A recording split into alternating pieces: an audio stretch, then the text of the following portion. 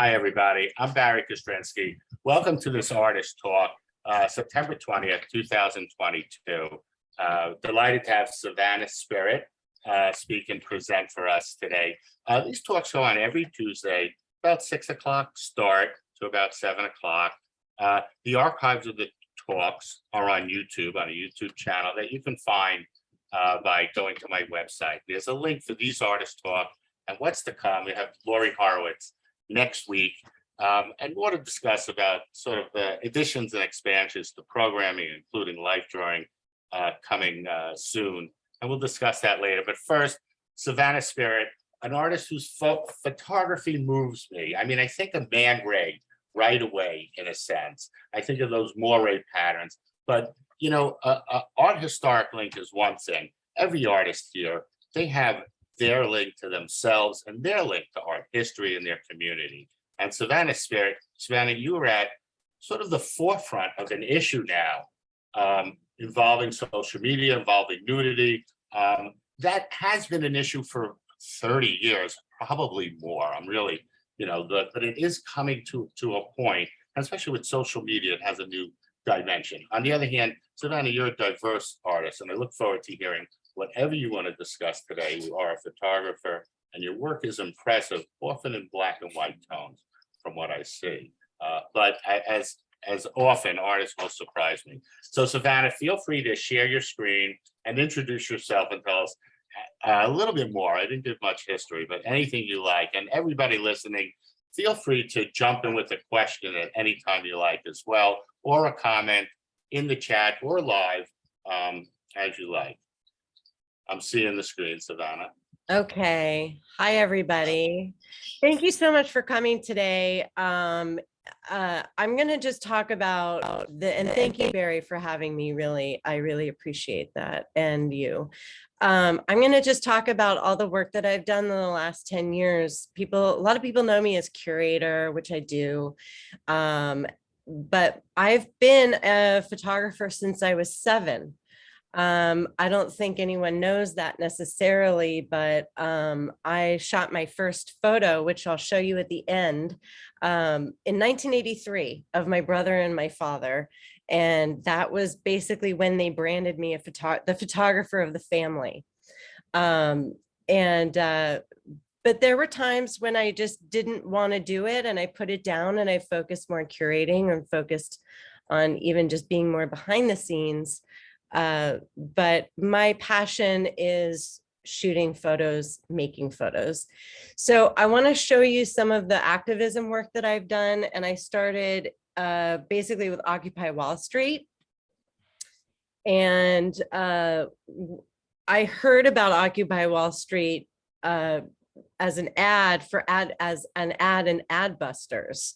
And it basically said Occupy Wall Street. And I kept hearing about this movement that was happening. So I decided to take the train and I went to Zuccotti Park, and it was eerily quiet.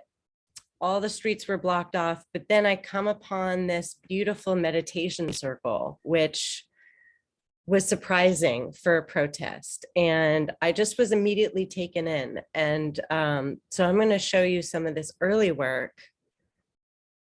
And it's all mixed in. I've shot Occupy Wall Street, Black Lives Matter, March Against Monsanto, for climate change, and Women's March, women's rights and abortion rights. So you'll see a lot of that sprinkled in here. And at first I was shooting a lot with my iPhone. You know, they say the best camera you have is the one you have with you. And I always found that I had my iPhone with me. And I started shooting with an app called Hipstamatic back in 2010, actually. And then I just started using this format to shoot protests. It was easy. I didn't have a big camera. And I could just kind of float and go wherever. And please, if anyone has questions, stop me, and I'm happy to answer any of the questions that you have. But I'm just going to go through so you can enjoy.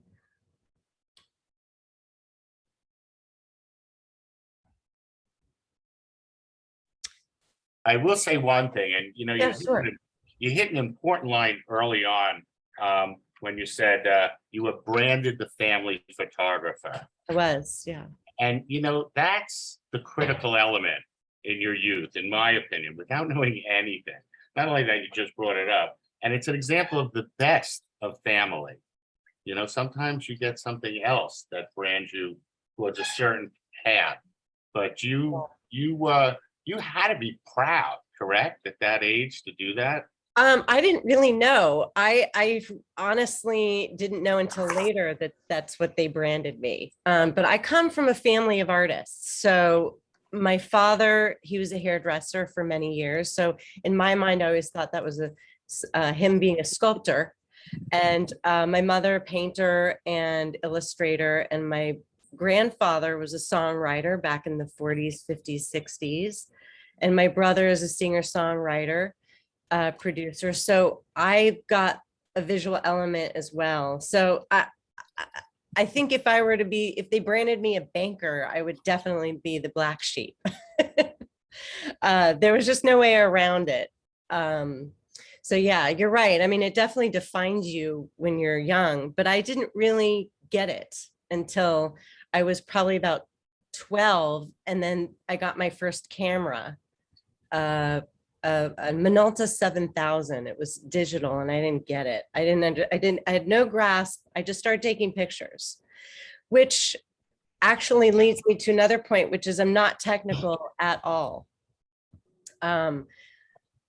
It's only in the last probably 10 years that I've really learned to grasp f-stop and all the technical stuff, because I really shoot from the heart and I'm much more intuitive shooter. So I like what I see, I shoot it. And then I'm also the type of photographer who just shoots.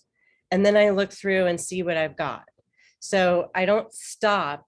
I just, especially when I'm shooting protests, I just shoot, and go from there. And this one in particular, well, let's see, was it July 2020 or June, actually, when Black Lives Matter started happening again, and we were all still in quarantine.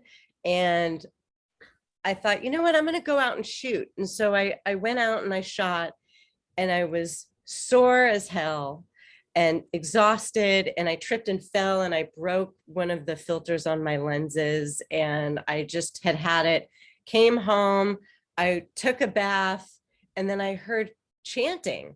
And so I looked and I went out, just right out here out of my apartment, and there's a precinct right outside, about a block away. And so I went down there and they had all came to this precinct. And so I just threw my clothes back on and ran back out. And this is one of those images from that.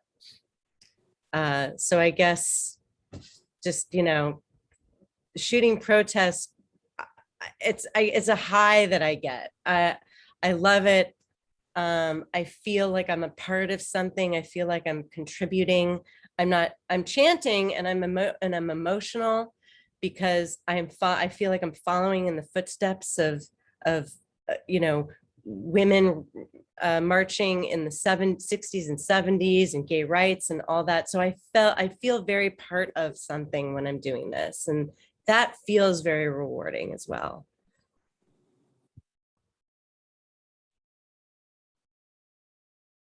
And if I'm going too slow or fast, let me know. Up.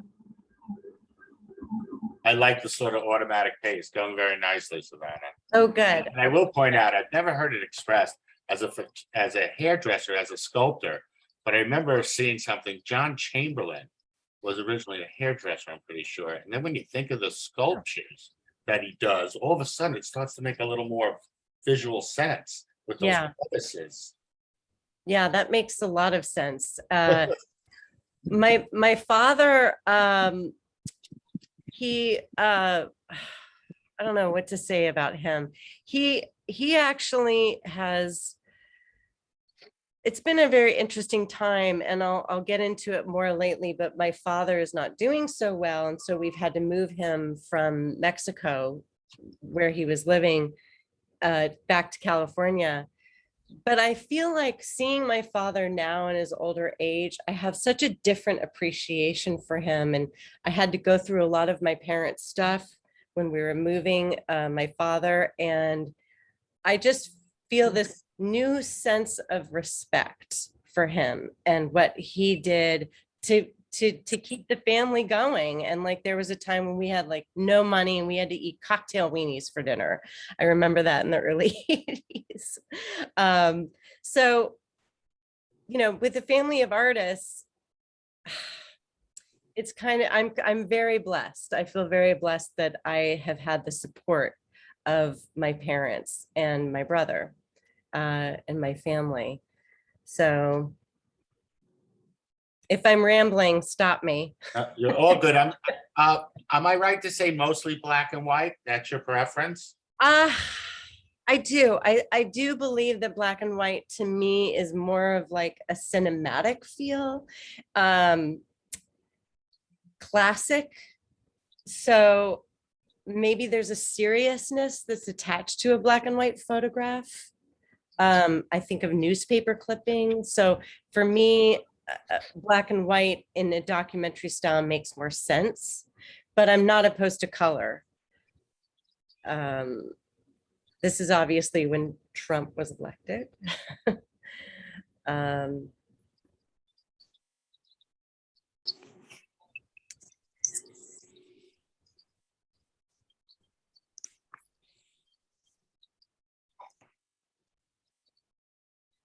I pressed the right button, and sometimes I have to repress it because it's not going. But Savannah, did you grow up in New York? I may have missed where you said. no, I was actually born in Los Angeles and in the Valley. So I'm actually a Valley girl. And they moved my brother and I up to Carmel, California in 81 and lived there till early 90s, then moved to Santa Fe, New Mexico. And then from Santa Fe, I moved to Portland, Oregon. And then from Portland, finally New York, 2005, which I will say that New York is the place I always wanted to live. Like I knew that when I was young too. I think it was probably seeing like Ghostbusters or that movie Arthur from 1980, or seeing those movies that are very influential in my life and wanting to live that. And I still walk around here going, I can't believe I live here. And it's almost 18 years later. So this brings me to my flowers, where I guess it was 2010, 11, 2012, I was mugged. And it was the first time I was mugged in New York. It was like, welcome to New York. You're finally initiated. So to get through the trauma. Well, Savannah, it's a well-known theme that once an artist is mugged in New York City, they do flowers. Oh, really? Is that true? Oh, okay. So as you can tell, I did some flower images, and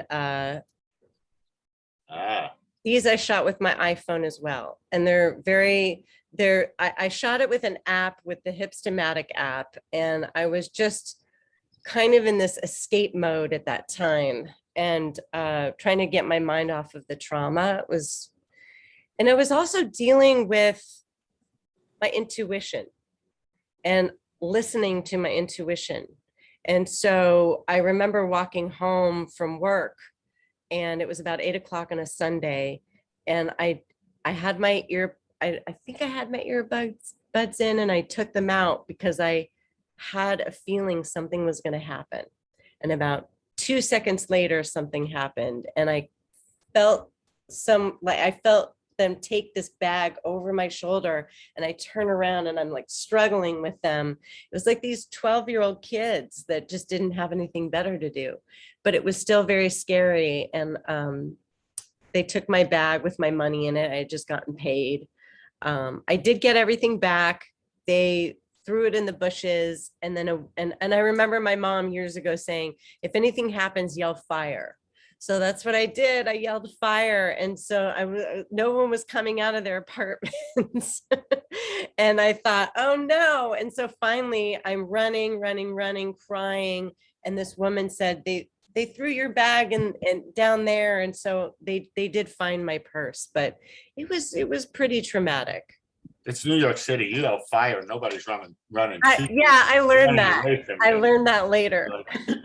I will say the imagery and what you're working in here is very different. I mean, yes, you're giving us object up close, but this work is very different in ways than what you were showing us. On the other hand, I see how it's tied to your figurative work.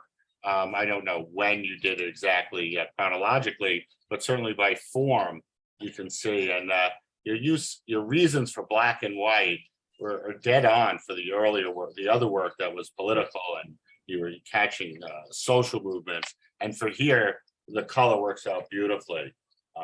So nice range. Thank you. I think that just by way of learning and seeing imagery that's powerful, to me, black and white says powerful. So it feels very natural to work in that environment. When I really want to make a statement, I want it to be in black and white. I think that's a really interesting observation, Barry. Thank you. Yeah, this is very different, and not many people know that I shot this work because I don't have it on my website. I do now, actually, I think, but I didn't for a long time. And it's very, and I also felt at the time that I wanted, because this is about 6 years apart from, maybe 5 years apart from the nudes that I started shooting.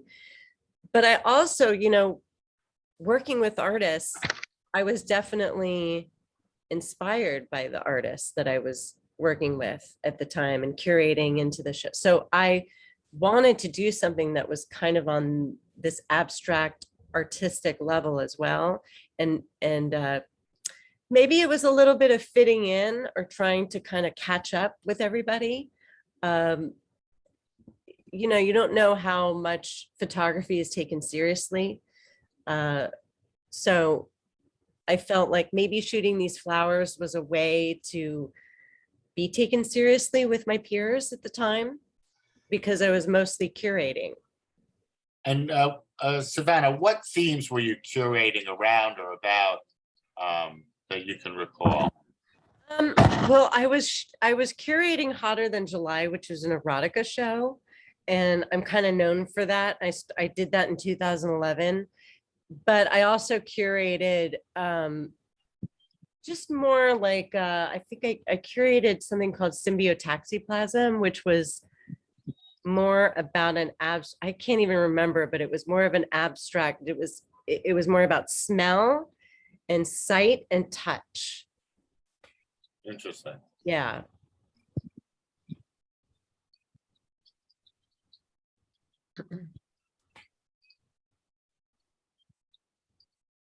But these obviously can't be black and white. I mean, they're flowers.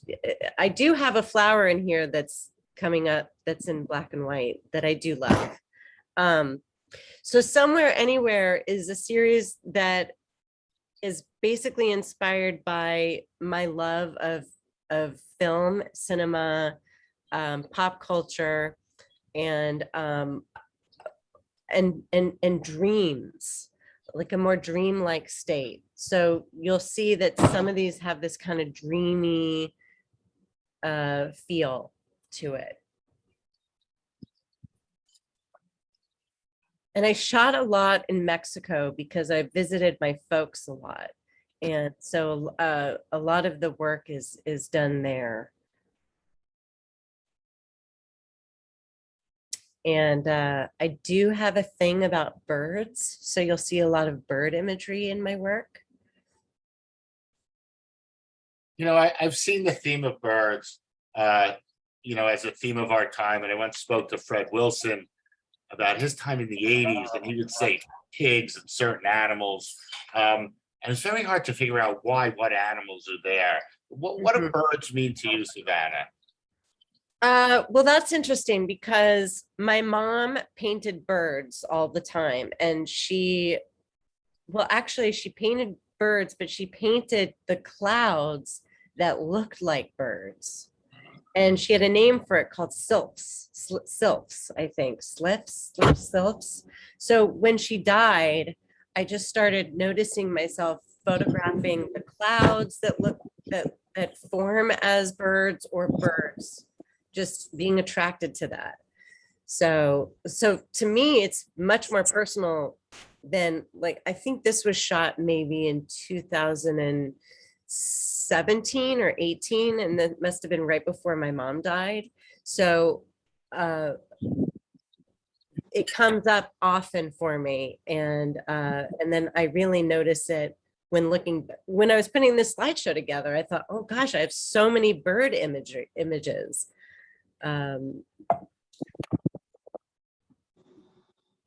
The symbols of our times are fascinating. It's sort of archetypal symbols that we all have personal relationships to, but they coalesce in some universal form. The bird, Yeah. is one of them. Well, also this being free or freedom, that to me maybe also is very attractive, and why I do love birds, or photographing birds. It's a miracle to us. We can't fly. It is a Yeah, miracle. right, right. It's that simple. We forget, there's miracles in front of us every day. It's just incredible. But that one is really fascinating. I watch them all the time. Yeah. Soothing and calming, connecting. Well, I was just on the train coming back home, and this woman, she was holding on to the rail, and right here she had a tattoo that just said, enjoy the little things. And I thought, well, that's really, I like that message right now. It's kind of a good message right now. Thomas Demmett put in the chat, very impressive work, powerful. Thomas is quite a photographer, by the way, Savannah. Worth giving a look at his photography later when you get a chance. Okay. So, it's I'm seeing everyone's messages. Hi, everyone.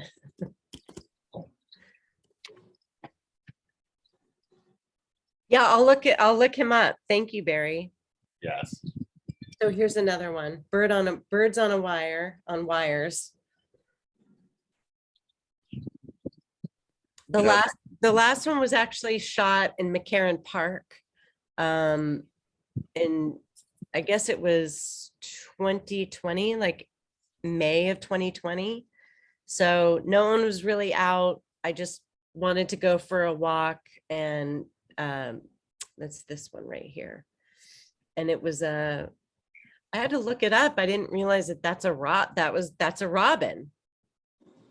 I will say that image of the spacing of birds. I knew an artist, Laura Napier, who did a program where she watched a street corner and the spacing of people in groups around corners or around an event and how they move. And certainly birds, when you see them like this, it almost makes you want to see, is there a program where you can make that into music? What would it be? And yeah.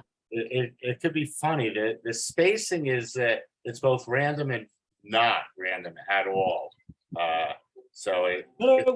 Yes, it's just something we don't seem to know, but I think that's part of the beauty of it. Yeah. To me, it's like it's like a sheet of music, this one. Exactly. It could be read that way. And that's what I think of when I look at this. Here we go, more birds. This is shot at Coney Island.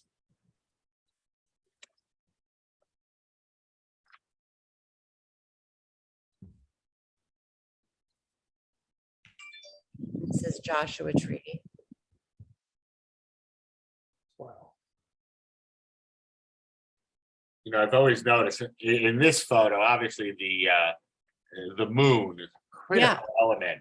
And, you know, it's like you can look up at the sky and you can see the littlest dot, a star, and somehow it conveys more power than anything else in the space. And so, you know, here, you know, that photograph without that, you know, it's a very nice photo, but that adds so much on its placement. And Yeah. I just find it fascinating. I don't think anybody can paint stars. I don't think anybody, and I'm not sure the reason why, but it's Except Van Gogh, right? Van Gogh can paint stars, right? yeah, he can, but not yeah. It's not that I'm looking for a realism or sort of an expressionism, Mhm. but the weight of seeing a star. I don't think you can get that in a painting. And likewise, I hate to say it, I talked to a friend recently. You know, I love art and I love all expressions, artists and doing and creating and all that.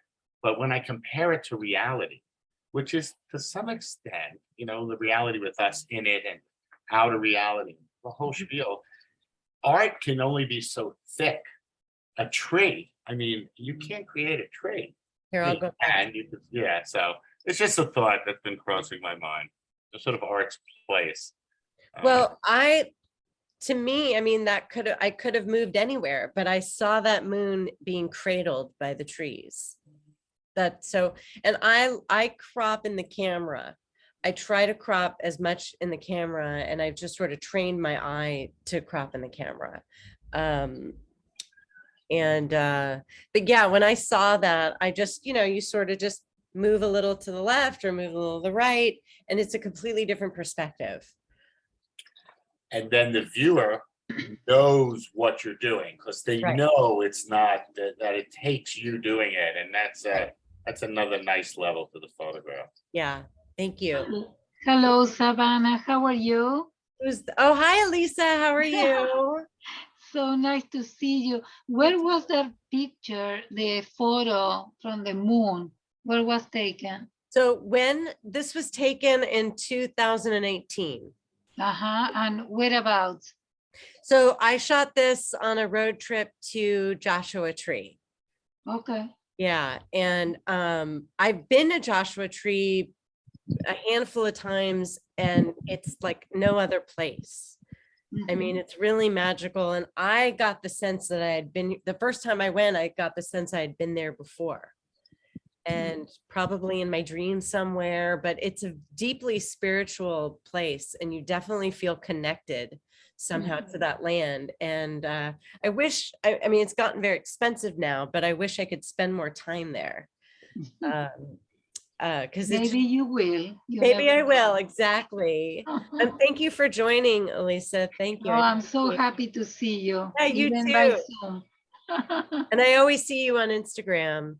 Me too. So and this was a happy mistake. I was just shooting I was shooting this woman, and the camera shook and there wasn't enough light. And so I got this really beautiful, soft kind of, I don't know, just this soft lens stuff going on, which I think is really beautiful too. So I found that this one was particularly a happy mistake, and I do love the colors. And this is my black and white flower, like a little portrait. And I just love, I'm kind of mad about these little raindrops on here. And this one. You know, such a presence. Thank you. And I've done a lot of traveling in the last few years, and this was taken in Italy, both of these. I gotta tell you, I like them as a diptych. Is that intended or no? No, when I was putting the slideshow together, I just thought they looked good. So I just because I want to mix it up a little bit, and have 2-on-1 or 1-on but you're right. I mean, it does complement it really well. Yeah, I think David Sally was one of the masters, I think I'm getting his name right, of Mhm. sort of engaging a split screen effect. And, you're mentioning cinematography as an influence.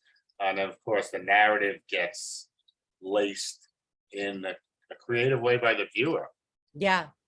Yeah, exactly. I mean, that's one of the things as an artist is you create, and then it's really up to the viewer to make, I mean, you can guide them into what it's about, but it's really what they take away. And I always find it fascinating that we make the work and then we just put it out there, and we really are putting ourselves out there like naked, even if we're not naked, but we're up for interpretation. And I always find that fascinating, that, I do the nude work, which you'll see in a little bit. I do that work, but like I said earlier, people don't realize the body of work that I really have. And Savannah, the man riding the bike is Mhm. like from 2021, you said? this actually, the man riding the bike, I believe was 2016, both. Or 16. 2016. But it looks like like maybe older, like in a different time set. I love that. I really, It does. It does. it is transporting me to the 60s, 70s, I don't know, Oh, something, good. 50s I think or even whatever. earlier. I think earlier. Yeah, It's earlier, transporting. Yes, Yeah. it's just what a great capture. I mean, 2016, and it's just going back to another time. That's great. I'm so glad that you caught on that, because I sort of feel like I wish I lived in that 30s, 40s. I definitely Yeah, was I born on the didn't know wrong what to, time, you know. Yeah. Yeah. It was 50, 60, whatever. Yeah, but that also, I mean, it all that also, it could be like oh, what's that director? Fellini. Thank you. It's I want it to be Fellini-esque. Like, you just don't know. You can't place the time, which I guess would make it timeless. You're just So- missing the horse for Fellini. Yeah. Yeah, I I have to just say, wanted to not- make a, Yes, go ahead. Go ahead. I sir. wanted to make a comment about it's almost like everything is a self-portrait. When you're talking about putting yourself out there, you were talking about earlier, and even if that you're naked, even when it's not a picture of you as a nude, but essentially when you're making art, everything is a self-portrait. Oh, least I I- agree completely. I mean, you see yourself in that first, right? I mean, you see yourself when you're making that first bit of art first. I mean,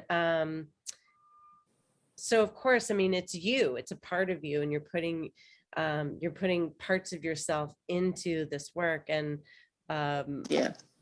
so, yeah, I mean, that for sure, it's all of these are definitely self-portraits one way or another. And I didn't even really see that until now.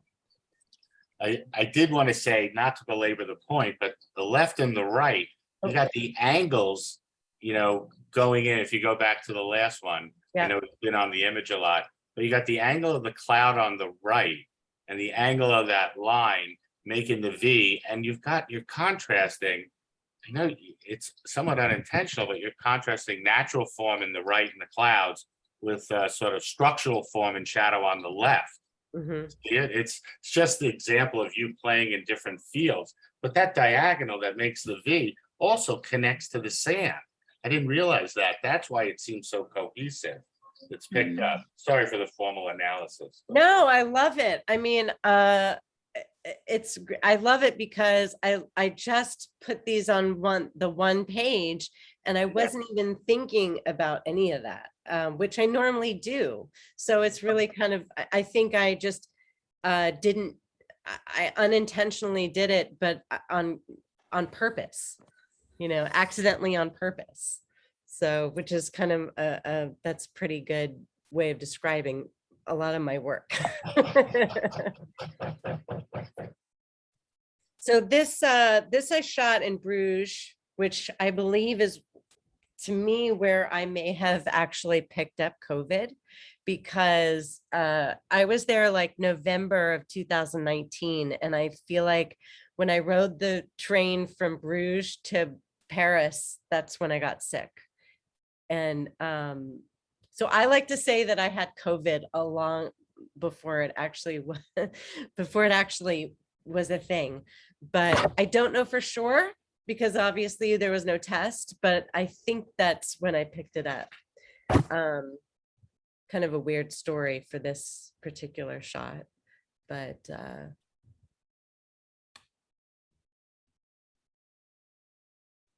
and this I shot in Paris. I was playing around again with my iPhone, and I had this attachment that you may still be able to get it, but it looked like a movie camera, like a film camera. And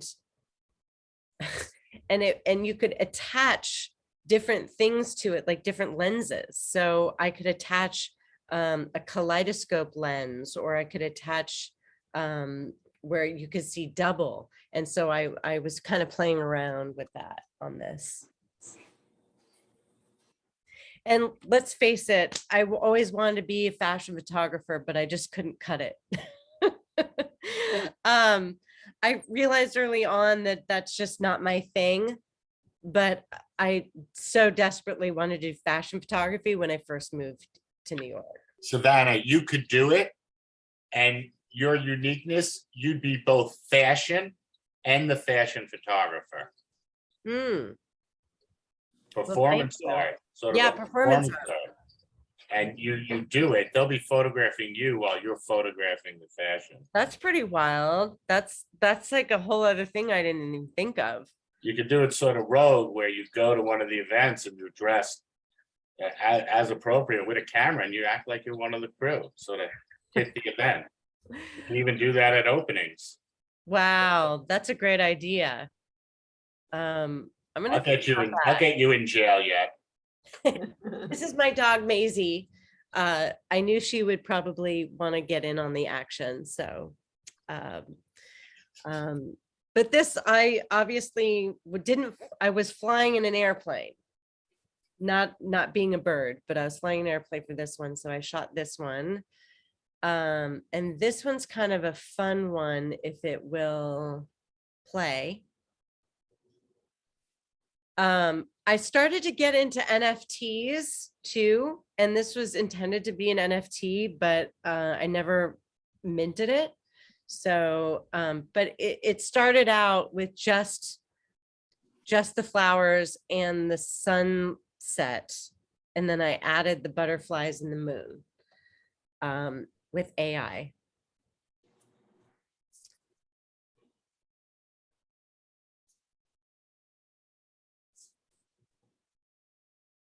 And this is at Reese Beach. And the title of this one is Give Me a Sign, Please. And in here, your play with texture, you know, is Very very much. strong, and does make me think of some of your photographs of yourself. Nice range of work. Thank you. Am I going over? I don't even know what time it is. It's Wednesday, 3 a.m. It's 6:43. I we usually go like another 5 or 10 minutes and then we talk. But Okay. if you can move them along a little quicker, Sure. That'll work. I think I'm very close to like the last section. So, which are the nudes.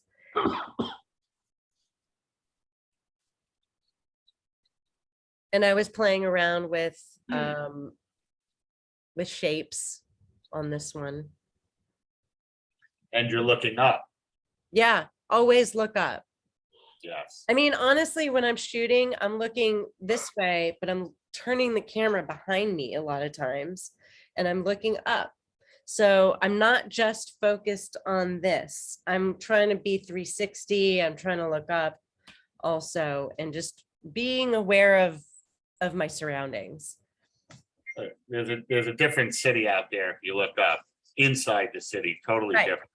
Yeah. And the other trick is you do the opposite. You don't mind getting dirty, you go down on the curb. Oh, You absolutely. take a look there. It's a different world. Yeah, I was shooting these photos from one of the protests and I just got right on the ground and I was shooting up because these people were on the ground. So I got this really cool angle. So I'll go in, out, up, down, wherever.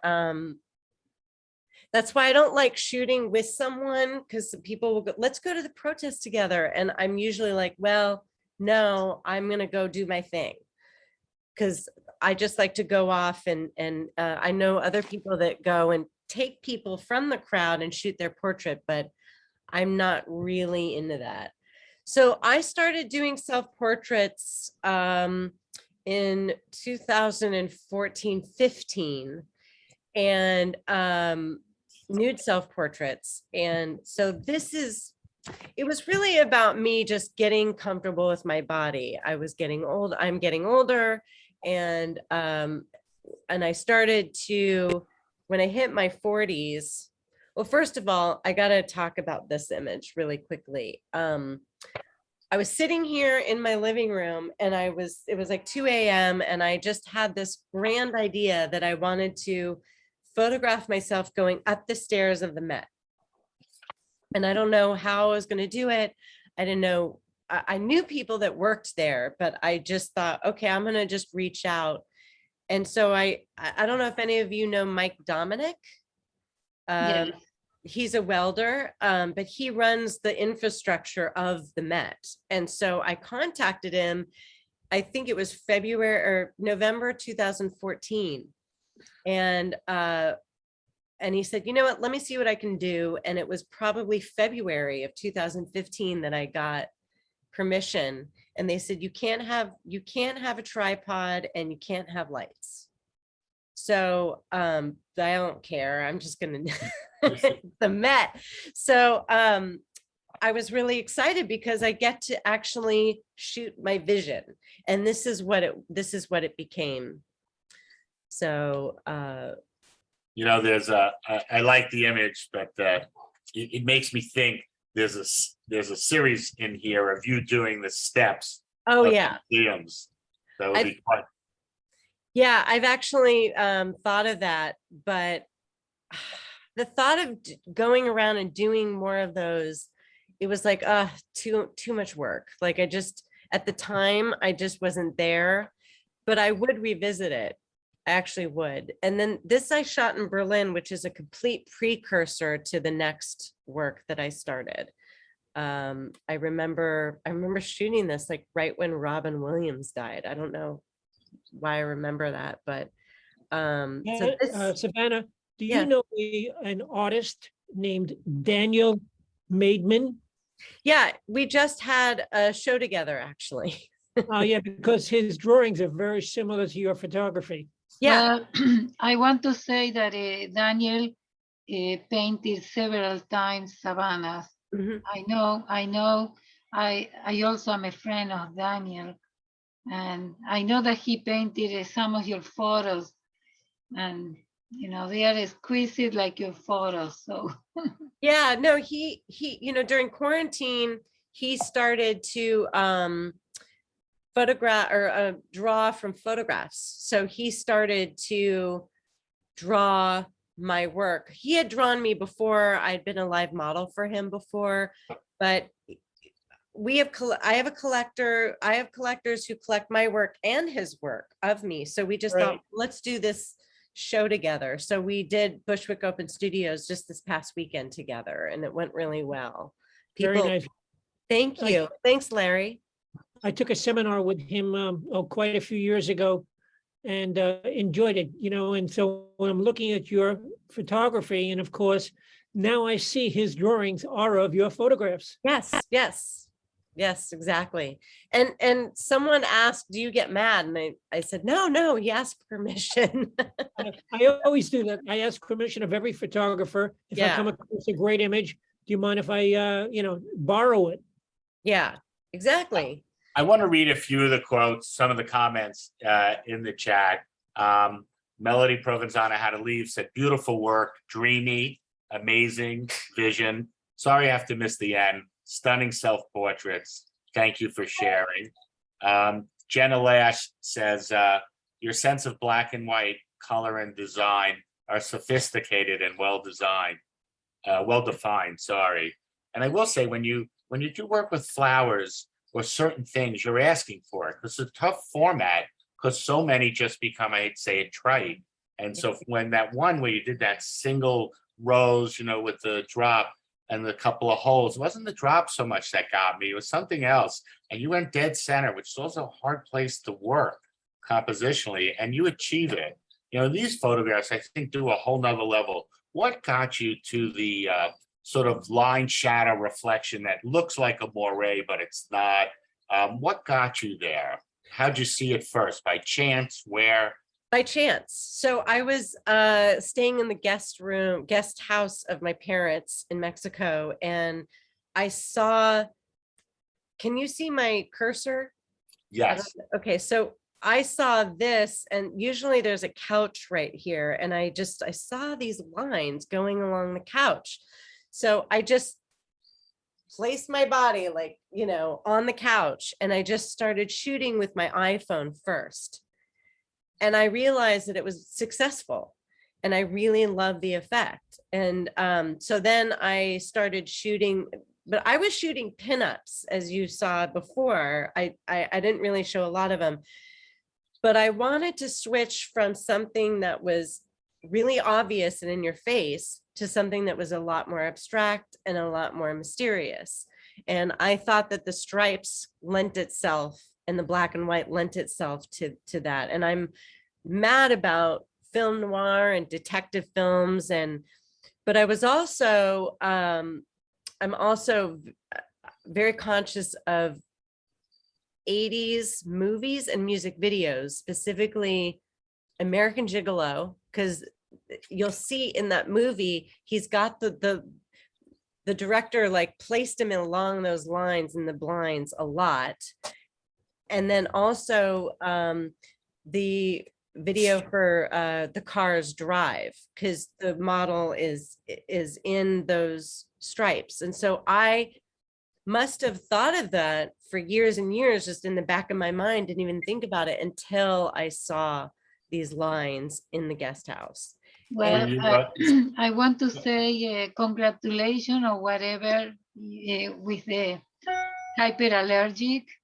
Oh, thank you. I was reading, and when I saw the title, I said, well, Savannah has to be in this article just because of the name of the article. I said, you have to be. So I was glad to see your name on the article. And also, do you speak Spanish, Savannah? Poquito español. Okay. Very, you mentioned Mexico several times, so I was curious to know. I have a very deep connection to Mexico. But interestingly, 2018, on my birthday, my mother died.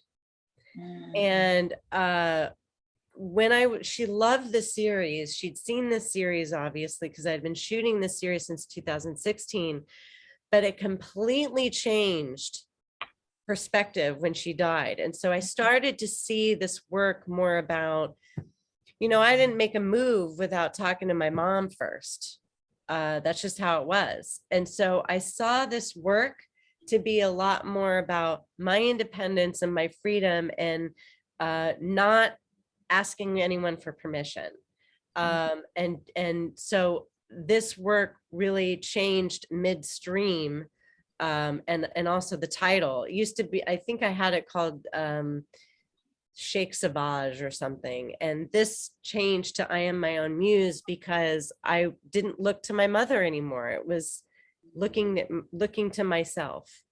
And also I turned 41 when I started working on this. So it was about me seeing my body as beautiful, and seeing, and also I purposely cut off my head, because I also saw these in two ways. I saw it where I wanted other women to see themselves in these pictures, but also that it was I just lost the thought.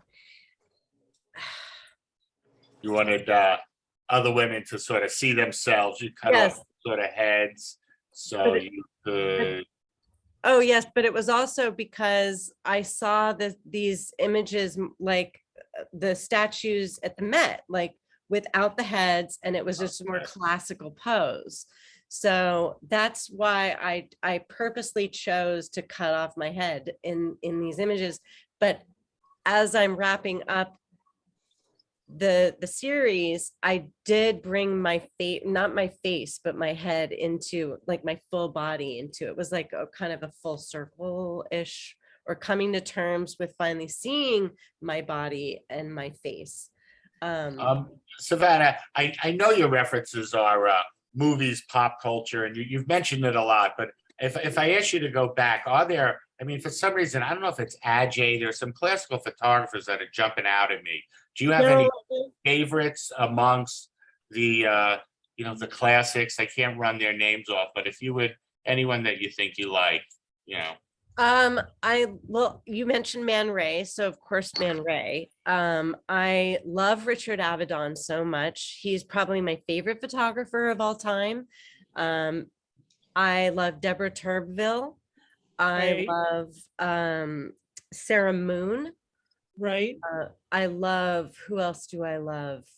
I mean, even newer photographers, not newer, but I love David LaChapelle, and I think he has something at Photographisca right now. Yes, it just opened. I'm trying to get there. Yeah, I really want to go see that.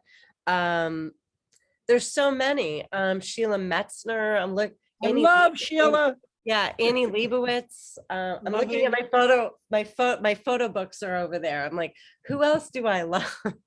There was a great show called New Woman Behind the Camera that was at the Met that was just amazing. And they showed so many women photographers I never even heard of. And that was incredible. So I got a lot of inspiration from that too. Hero, gosh, so many photographers that are just I'm obsessed with. And then I started incorporating this. I shot this in January. I started incorporating a mirror. So it was like this kind of interesting turn the camera around, but yet I've got a mirror, and so I'm looking at myself. This is multi-dimensional. Savannah, who is taking the images if you are modeling? I'm sorry, what was that? How are you taking the images if you are modeling? So I set my camera up on a tripod, Nice, and then- nice butt. Wow. and then I have on my iPhone, I have an app that connects with either my Fuji camera or my Canon. And so I can do 2-second exposures, or two-second timer. Okay, great. So when I'm shooting these, they're honestly not very sexy or sensual. They're very technical, and I'm very like moving and I'm posing, and maybe I don't like it. I'm taking a few at a time, then I move on to the next thing. I want to make a comment when you said you were, chopping your head off. Mhm. And some of the photos actually have almost an alabaster, they almost have a marble feeling to them, Yeah. which is interesting. Like there were a couple back there that were so much like this marble-like feeling.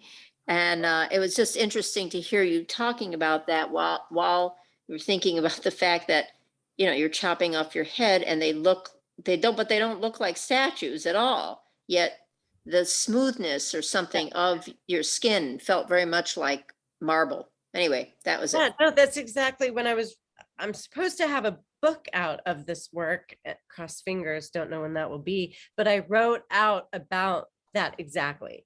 So that's really cool, Babs, that you noticed that, because that's exactly what I was thinking of when I was cutting off my head. Okay, good. Yeah, It so came you got it. across, right? Yeah, you got it. Yeah, you Okay. got it. And I've been doing, I mean, I shoot these digitally, but I've been bringing them, I'll I'll take the file to my printer, and then he'll make an 11 by 14 negative, and then I go into the dark room and I'm printing contact prints. So I can have this work. I'm really like, it's not just me doing self-portrait, but I'm like all hands on all of this work. So I really do feel like it's a big part of me. And I think that this is the last slide, if I'm not mistaken. All right, I'll, let's see. Yep. Oh, Oh. sorry. Maybe Oh. I shared too. Do you want to put that back up, Yeah, let Savannah? me put that back on. Yes, I'm sorry. No problem. Well, you are quick. Because I wanted to show you one cute thing that I have. After you, some of you were, I'm already following each other, so it doesn't matter. But here is the photograph that I took in 1983.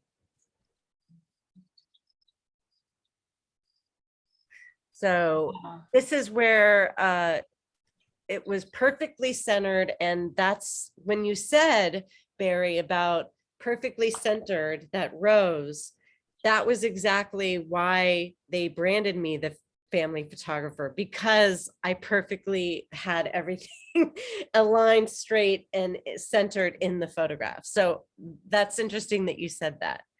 But yeah, so that's my artist talk, and I'm sticking to it. There you go. I'll stop the sharing, as we do for everybody. Savannah, thank you. Thank you so much. I really appreciate you taking the time to watch my slideshow and listen to me talk. Well, it's great to see you, and Thank you, Elisa. I follow you on Instagram, so I kind of see your ongoing work. But it's Yeah. good to hear some of your comments, just to know more than the images. So Thank you. you know, Thank you so much. even I don't need really to hear the comments, because you know, art is the visual thing, but it's interesting to know the history and some of the Yeah, that's why it's interesting to me, because people see me just posting. I just post those nudes because people love them. And so that's why I have my backup account, because that's really my, at my main portfolio. That's like everything mixed in. So, but yeah, I don't think I don't think following you or vice versa. We gotta.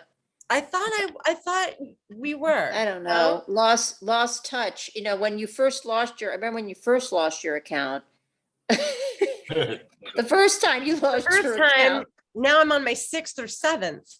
Right. It's like ridiculous. Yeah. One thing we didn't discuss too much tonight is, Savannah's, at sort of the forefront of an issue. I'm friends with Andy Golub. He does body painting across the globe and sets up things. In New York City, when he had models naked, it became an issue. The law was such that women could be, but he had to go to jail. It had to sort of come to trial. And that's how laws become real, when an artist stands up. And then all of a sudden, yes, the police ended up protecting him when he painted people in public. Even though the law said it, it takes action. And so Savannah is really, if you notice, a lot of those, you were, I may be wrong, not March on Wall Street, but you were doing a lot of political and social activism. And so, you're engaged at that. But with the nudity issue, I'd say you're at the forefront. You had that article in Hyperallergic. It's related. We've had EX Chaps. I forget her name, but I see your friend. And Emma. Emma. Emma Shapiro. You've worked with her. She's at the forefront too, I feel. And it is hard work doing that. It is. But like you said, thanks to everybody for coming, and thank you all. We gain from what you share, Savannah, and we gain, and everybody here picks up something in a different way, and that's how we sort of enrich each other. We're a supportive community, but it's more than that. We all I think grow in ways. I did want to read, from hearing everyone speak. I want to read the last few comments. Orville Lane says, "Love your work, Savannah," and then he just makes it nice and simple, and he says, I think he says, well, oh no. My mistake. Love your work, Savannah, he says. Babs Reingold says, the photos of you are gorgeous. And I'm seeing I just want to thank everybody for coming and sort of sharing ideas there. I'm continuing the talks on Tuesday. Check my website to see. There was a column in my website. I'm looking to go starting in October for the first talk of the month. I have somebody doing some model in one of the Zoom screens. And instead of, and I chatted with Savannah earlier, instead of having a random artist who's presenting, that probably first Monday will be when we'll talk randomly, talk about the creative process. And so have an open dialogue in which, of course, anybody is welcome to share, but going on at the same time for those who want to create and draw. I'm trying to create a mix. I'm trying to go, breaking the, what is it, the third wall or fourth wall? Fourth wall, yeah. The fourth wall. John Connor who passed away, of course, a great. I'm trying to make Zoom a little more textural, and I'm trying to get us as artists, just as like I like artist talks where they sit on a stage, trying to make it more like people at a dinner without the food, but also a very strong individual presentation, Savannah, and that feeds us. And I like that. But with introducing life drawing, that's a little different. And, eventually down the road, I may expand, and I will, but I'm just going to take one step at a time. Everybody's input is welcome. I think you get a sense, and I'm following the flow of where I think this new group is going. I'll look to expand it. This talk will be up in a few days on YouTube. Yes. So again, thank you so much, everybody. Thank you, Barry. I really appreciate you having me. I'm sorry to interrupt you, but this was really great, and it was great for me to revisit my work and kind of organize it a little bit, and then show people that I'm not just doing the nudes. But I love what Bab said, that it all seems like self-portraits. And she's right. I mean, I think that we can all attest as artists that we're putting ourselves into the work no matter what, no matter if we don't intend it to be a self-portrait at all. It's always us, and that's why it's always so hard to part with work sometimes too. But I thank you for being here. I really appreciate it. Definitely we put a personal touch. There is yourself. Yeah, That for sure. It's your own voice through different, scenarios. It doesn't have to be a nude, or it's always, your soul is there. So the soul is there. Exactly. And I really appreciate everyone being here tonight and sticking with me. I saw your name and I said I have to stop what I'm doing. That's stop what I'm doing and coming to say same hello. thing. The same thing. I said, oh, it's Savannah tonight. I gotta go tonight. Oh, that's so sweet. Well, you see, I've known you guys forever. You have your followers there. Yeah, it's been a long time. It's been a long time. Yes, we met a long time ago. Yeah. Yes. Sometime in New York, walking the galleries. Yeah, I know. I mean, there was a time when I think I was just ingratiating myself to everybody. And there was a time when I was shooting everyone in Chelsea and everyone at the openings. I don't know do you remember that? Yeah. And I was shooting with my iPhone with that app, with the Hipstamatic app. So it made everyone kind of look vintage. And that was kind of my reintroduction to being a photographer, because before that, I was so burned out on being a photographer. So shooting my colleagues and compadres and everybody was really kind of a way for me to get back into it. And that's when I met you. Yeah. I remember those photos. Yeah. Well, I met you, Chambliss and I came to visit you. Yes, you did. Yes, you did. Yeah. God almighty. It's a smart theme, capturing your contemporaries. Warhol did it. Many artists have done it. It's very smart of you to do that. Of course, it draws the attention as well your way. I will point out, a work of art could also be seen almost as a child. It is your production creation. And then that could explain the sort of, oh, I don't want to sell that one, or I want to keep it. And also in a way, the way a parent puts a child out into community, you don't know what happens to the child. With a work of art, you don't know how it's looked at, where it's hung. I mean, maybe you do. So there are similar analogies, and there are, I think they're deep ones when you line it up. Yes, it's self-portraiture, but in a way, it's almost like a birth of yourself. Absolutely. I mean, Yeah. I can't help, I can't help but think of all my photographs are my babies. Well, please keep all the photos of your colleagues because now they become history.